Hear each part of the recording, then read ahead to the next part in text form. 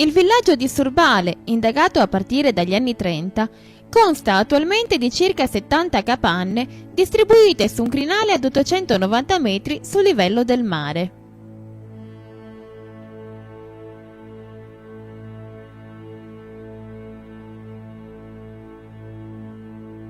Le capanne, rese in granito locale appoggiate alla roccia affiorante, si compongono di macigni poligonali legati con la tecnica a sacco e rincalzati da zeppe, ove la forma dei conci non permetteva dei filari ordinati.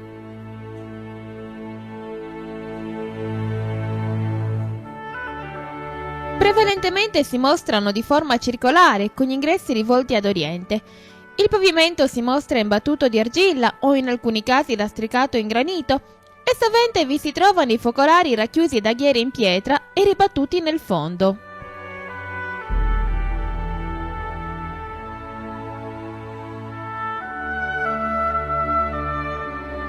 All'interno delle strutture è possibile osservare una ripartizione degli spazi operata a contramezzi e si è potuto attestare l'uso di intonaca in argilla e coibentazione con lastre di sughero e stuoie.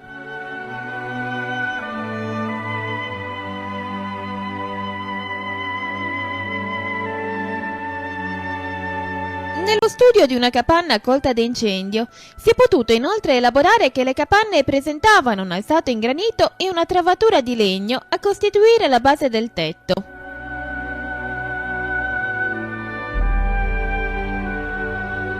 Coperto di frasche, quest'ultimo non aveva solo i pali portanti, perché tra questi erano inserite in maniera orizzontale delle assi a mo' di fermo.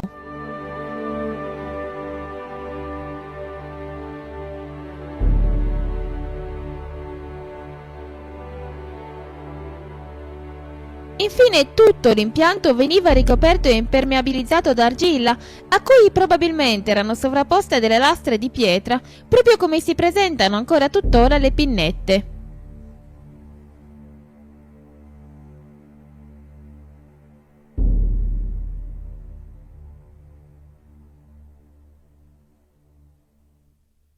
Il materiale rinvenuto, dai tegami con coperchio alle brocche ascoidi, dalle fusaiole ai numerosi contenitori, ci permette di inquadrare un contesto frequentato e vissuto con soluzione di continuità almeno dal XVI sino all'VIII secolo a.C.